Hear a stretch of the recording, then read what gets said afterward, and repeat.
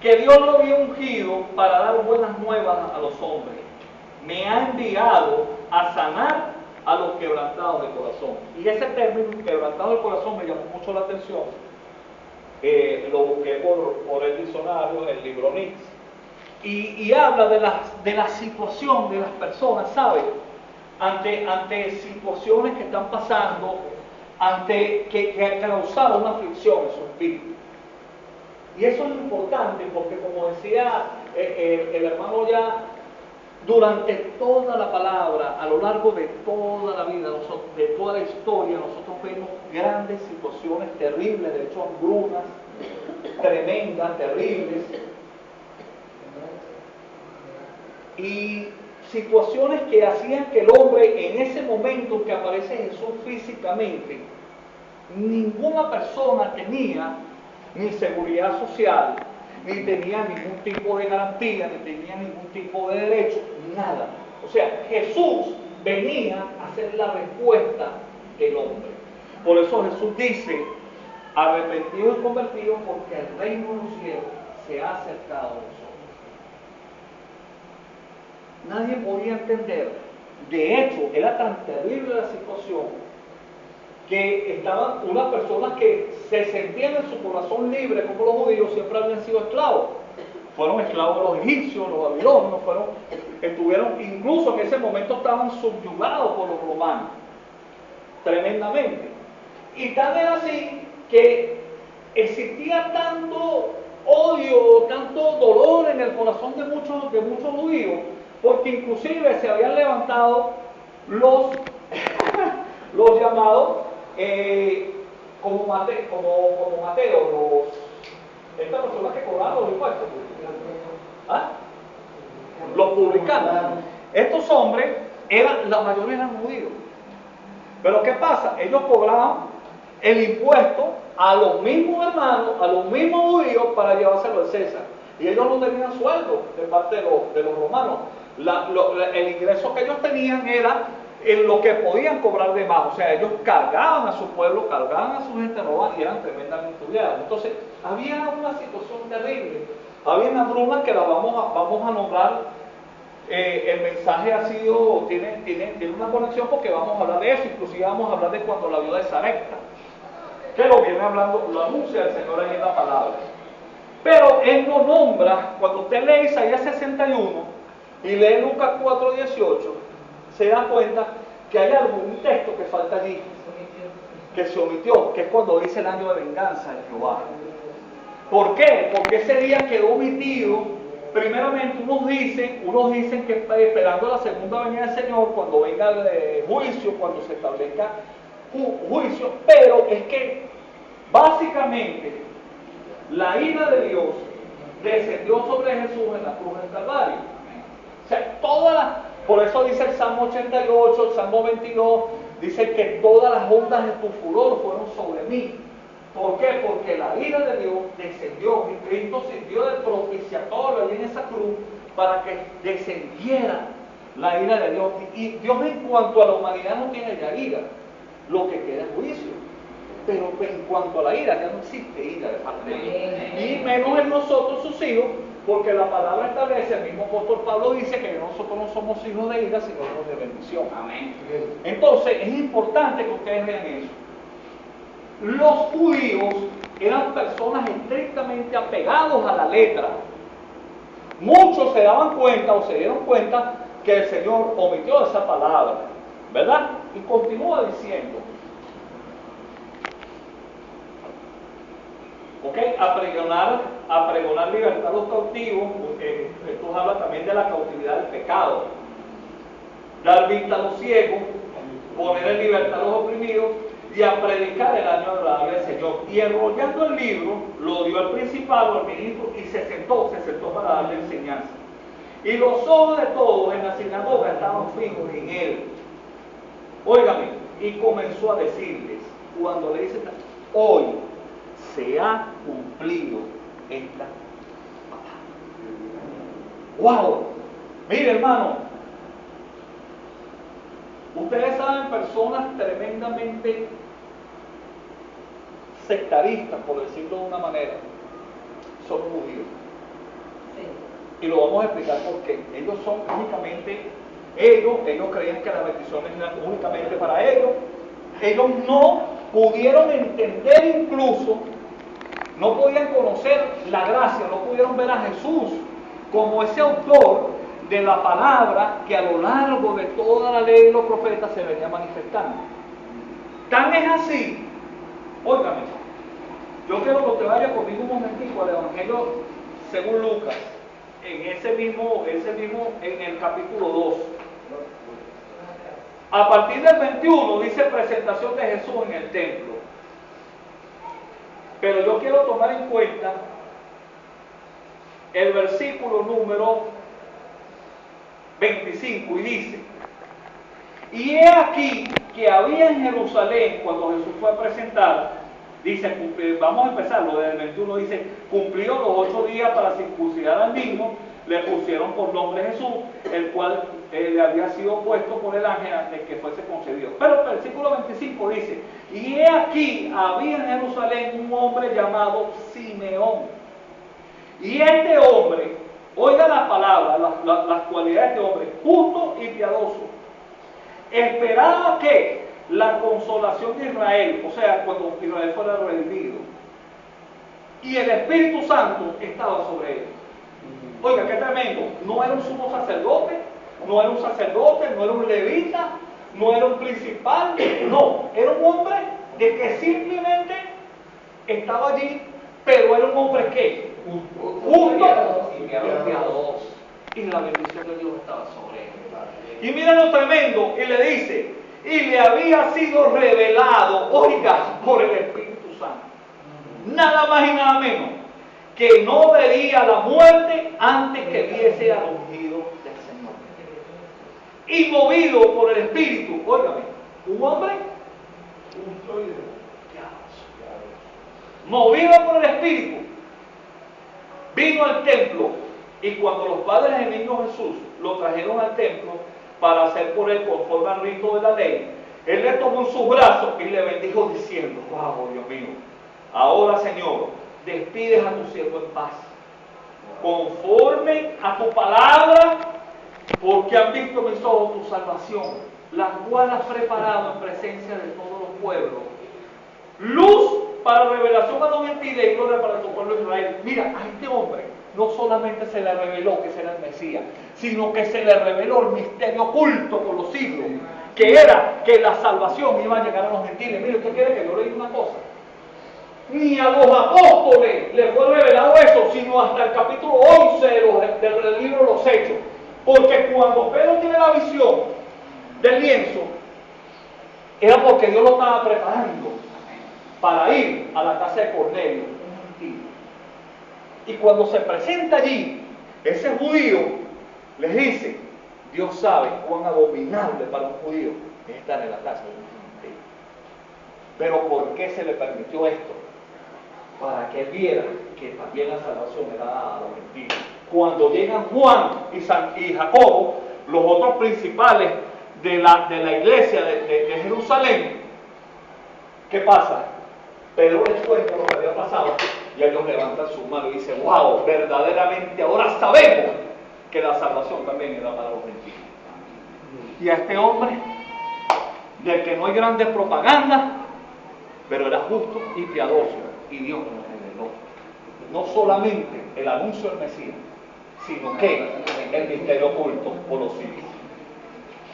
Óigame, y continúa diciendo, y José y su madre estaban maravillados por todo lo que se decía de él. Y lo bendijo Simeón y dijo a su madre, he aquí, este está puesto para caída y para levantamiento de muchos de Israel. ¿Recuerdan? A los suyos vino, mas los suyos no la recibieron. Mas los que la recibieron, les dio potestad de ser hijos de Dios. Alábalo. Y sigue diciendo, y una espada traspasará tu misma alma para que te sean revelados los pensamientos de muchos corazones. Pero sigue diciendo, y estaba también allí Ana, profetiza hija de Fanuel, de la tribu de Aser, de edad muy avanzada, pues había vivido con su marido 7 años desde su virginidad. Y era viuda hacía 84 años. Imagínate el tiempo que esa mujer era viuda. Pero mira lo hermoso. Y no se apartaba del templo, sirviendo de noche y de día. ¿Cómo servía? Con ayuno de oración. Gloria a Dios. Hermano, estaba presente en la misma hora, dada la gracia de Dios, y hablaba al niño y a todos los que esperaban la bendición de Jerusalén. Hermano, a mí me llamó la atención como un hombre común, Simeón, que fue revelada el misterio que todos los que eran representantes de la ley y de la tradición y de la cultura hebrea no pudieron verla. Óigame, yo le voy a decir algo. Es tan maravilloso. Miren, cuando Salomón pidió a Dios sabiduría, lo que pasa es que el hebreo es mucho más extenso, ¿no? El hebreo no solamente tiene connotaciones en las palabras, sino incluso en las letras, ¿no? Pero en el griego es más entendible cuando se traza un concepto de la palabra, ¿no? Tenemos la sabiduría Sofía, pero hay otros dos conceptos que no recuerdo el nombre ahorita, pero uno de ellos habla de lo que es justicia, justo juicio. Ese fue el término que pidió Salomón cuando le pidió sabiduría a Dios. Le pidió justo juicio para poder gobernar con justicia y equidad al pueblo de Israel. A Dios le agradó tanto que no solamente le dio la sabiduría que pedía, le dio la Sofía, que era sabiduría por conocimiento, y le dio la sabiduría de Dios. Óigame, a un hombre que el Espíritu Santo no vivía en él, venía ocasionalmente sobre él. Por eso es que Salomón se estaba volviendo loco. ¿Por qué? Porque tenía tanta revelación, ¿verdad? La revelación que debemos tener hoy los hombres espirituales y que nos manifestamos, pero él la tenía. Por eso es que Pablo dice a los Corintios: al hombre natural las cosas espirituales son locuras, no las puede entender.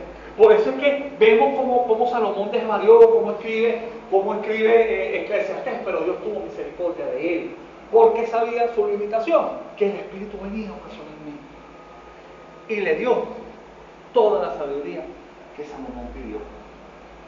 Hermano, el pueblo de Israel, vamos a seguir con Lucas capítulo número 4 para que ustedes vean algo. Dice, óigame, quedamos en el versículo 21, y comenzó a decirle: hoy se ha cumplido esta escritura delante de vosotros. Ellos no podían entender. ¿Por qué? Porque hacía referencia al jubileo. Ciertamente es el año del jubileo, hacía referencia a la libertad de Israel de Babilonia que ya se había dado, pero daba anuncio a la venida mesiánica.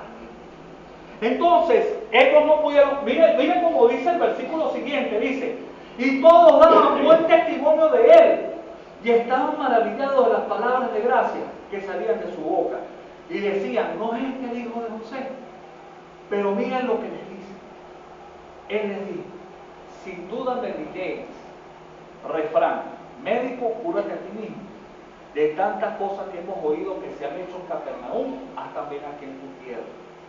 Y añadió: de cierto os digo que ningún profeta es acepto en su propia tierra. Cuando usted aplica la hermenéutica y la dilación de pensamiento, entonces usted no sabe si estas personas estaban diciendo: este no es el hijo de José, maravillados por la enseñanza, o lo decían como una burla ya por lo que estaban diciendo.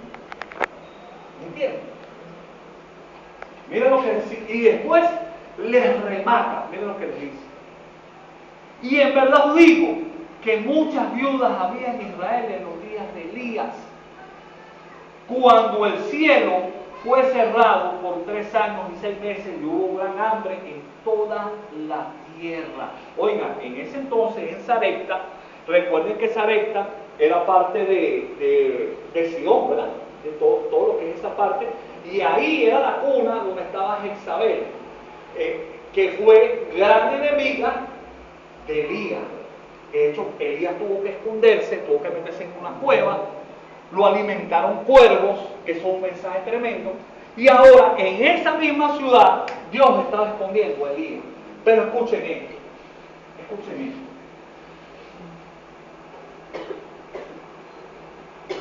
Oigan, allí se daba culto al dios Baal. Y ellos creían que ese dios era el que le fructificaba la tierra porque hacía llover. Entonces cada vez que llovía, cada vez que había una llovinita, ellos le daban gracias al dios Baal. Entonces Dios les envía a Elías, ¿para qué?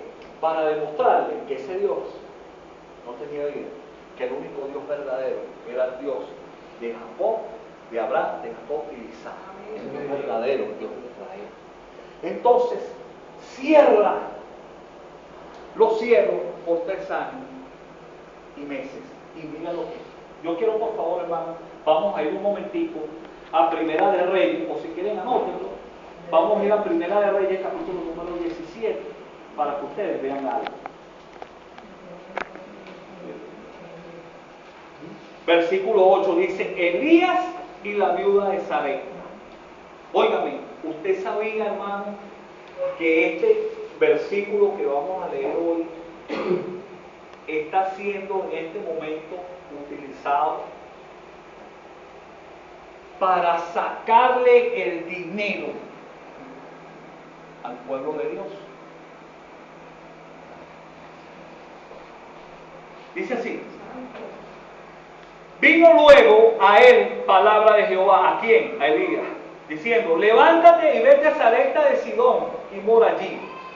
He aquí yo te he dado orden allí a una mujer viuda que te sustente. Entonces él se levantó y se fue a Sarepta. Y cuando llegó a la puerta de la ciudad, he aquí una mujer viuda que estaba allí recogiendo leña. Y él la llamó y le dijo, te ruego que me traigas un poco de agua en un vaso para que beba. Y yendo a ella para traérsela, él la volvió a llamar y le dijo, te ruego que me traigas también un bocado de pan en tu mano. Y ella le respondió, vive Jehová, tu Dios, porque no era el de ella todavía, tu Dios, que no tengo pan cocido, solamente un puñado de harina tengo en tinaja y un poco de aceite en una vasija. Y ahora recogía 2 leños para entrar y prepararlo para mí y para mi hijo, para que lo comamos y nos dejemos morir. Elías le dijo, no tengas temor, ve, haz como has dicho, pero hazme a mí primero de ello una pequeña torta cocida debajo de la ceniza y tráemela, y después harás para ti y para tu hijo, porque Jehová, Dios de Israel, ha dicho así, la harina de la tinaja no escaseará, ni el aceite de la vasija disminuirá, hasta el día que Jehová haga llover sobre la faz de la tierra. Entonces ella fue e hizo como le dijo Elías, y comió él y ella en su casa. Y la harina de la tinaja no escaseó, ni el aceite de la vasija menguó, conforme a la palabra que Jehová había dicho por Elías.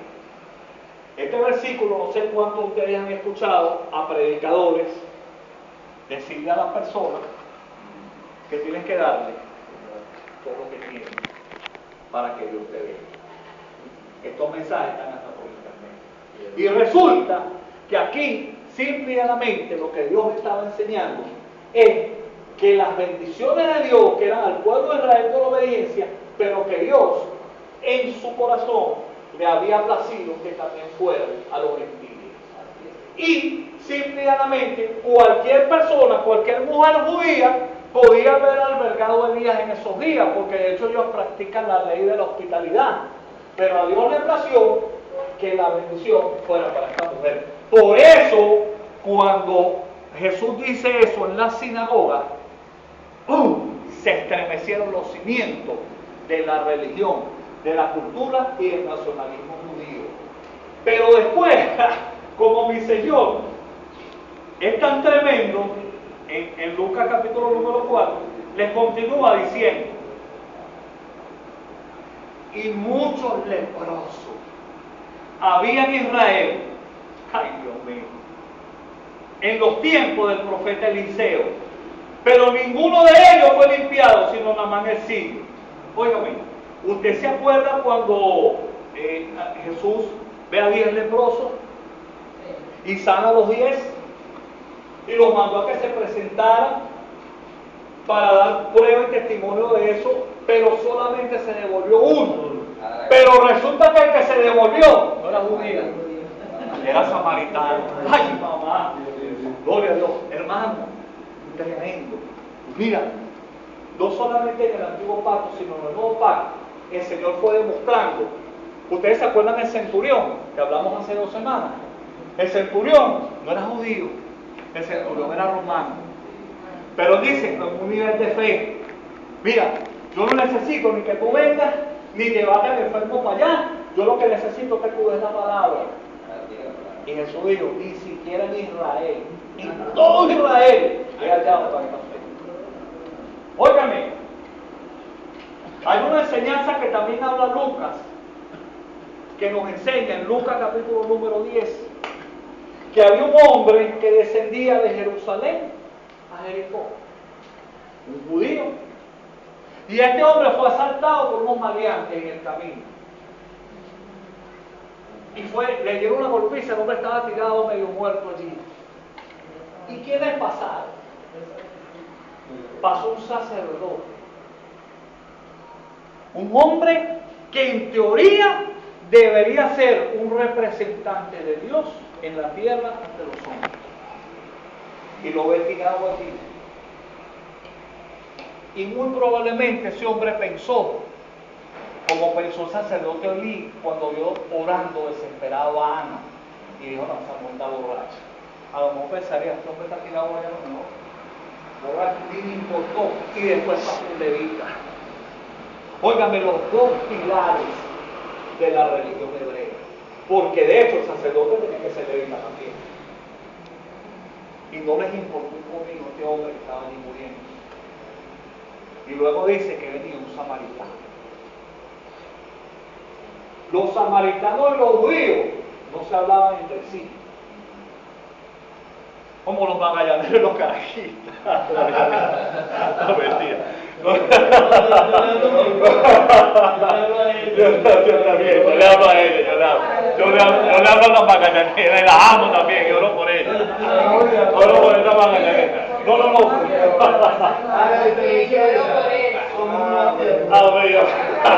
Gloria a Dios.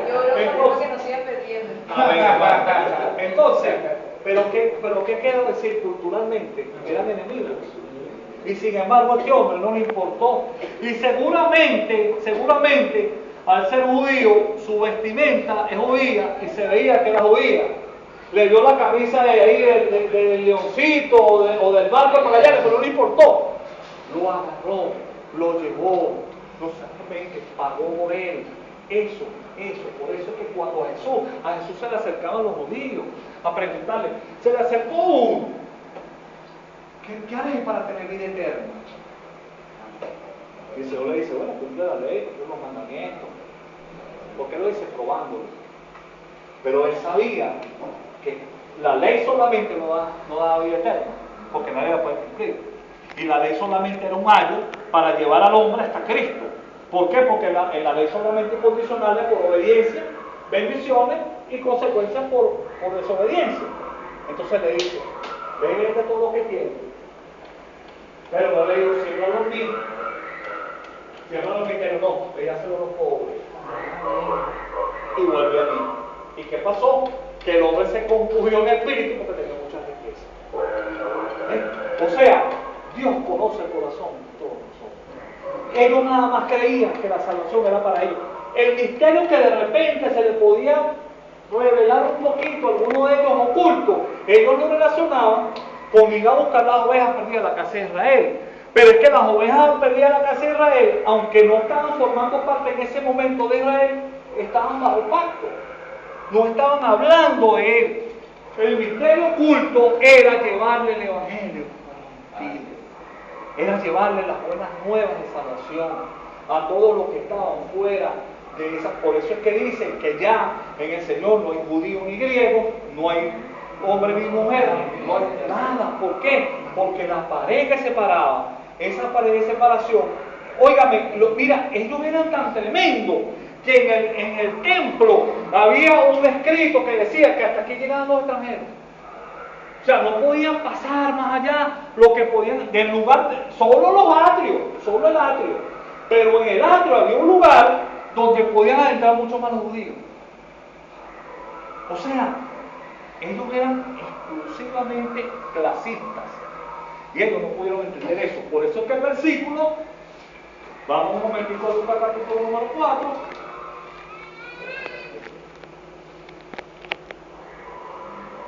Dice, al oír estas cosas, todos en la sinagoga se llenaron de ira. ¿Por qué? Porque estaba hablando contrariamente a lo que ellos esperaban. Y levantándose le echaron fuera de la ciudad y le llevaron hasta la cumbre del monte sobre el cual edificaba la ciudad de ellos para despeñarle. Mas él pasó por el medio de ellos y se fue. Descendió Jesús a Capernaum nuevamente, ciudad de Galilea, y les enseñaba en los días de reposo. Él siguió enseñando en la sinagoga.